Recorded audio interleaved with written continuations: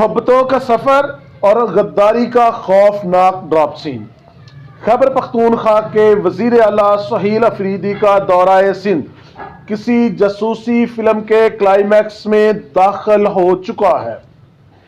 جس قافلے کو محبتوں کا پیغام لے کر جانا تھا، اس کے اندر سے آستین کے سانپ برآمد ہوئے ہیں۔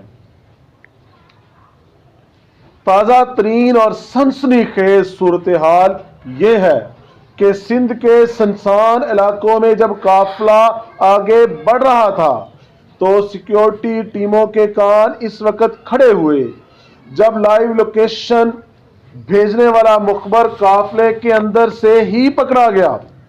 جی ہاں، سہیل افریدی کی ایک ایک حرکت، ان کی گاڑی کی پوزیشن اور قافلے کی خفیہ بات چیت لمحہ بلمحہ کسی نامعلوم مرکز کی طرف منتقل کی جا رہی تھی۔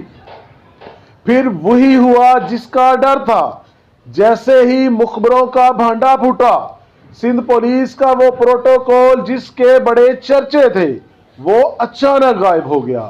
پولیس کی گاڑیاں پیچھے ہٹ گئیں اور وزیر اعلیٰ کے قافلے کو رات کے اندھیرے میں سنسان شاہراہوں پر تنہا چھوڑ دیا گیا۔ یہ محض اتفاق نہیں بلکہ ایک سوچی سمجھی پلاننگ لگتی ہے۔ ذرائع کا دعویٰ ہے کہ کئی موبائل فونز قبضے میں لیے گئے ہیں جن سے حساس ڈیٹا لنک کیا گیا تھا۔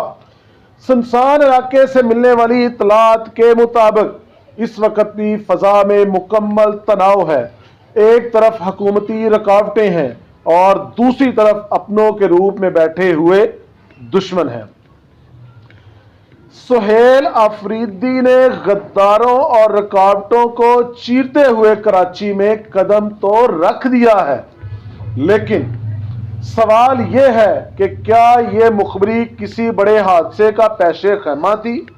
اور اب جب محبتوں کا ڈراپ سین ہو چکا ہے تو کیا سہیل افریدی ان چہروں کو بے نقاب کریں گے جنہوں نے اس سفر میں پیٹھ پیچھے چھرا گھونپا؟ سیاست اب محبت سے نکل کر جنگ کے میدان میں داخل ہو چکی ہے۔ آپ کیا سمجھتے ہیں؟ سہیل افریدی کا دورہ کراچی محبت کا سفر رہے گا، پنجاب حکومت کو نیچا دکھایا جائے گا، یا کہ سندھ حکومت کسی بڑے حادثے کی منتظر ہے جنہوں نے ان حالات میں ایک صوبے کے وزیر اعلیٰ کو الگ کر دیا؟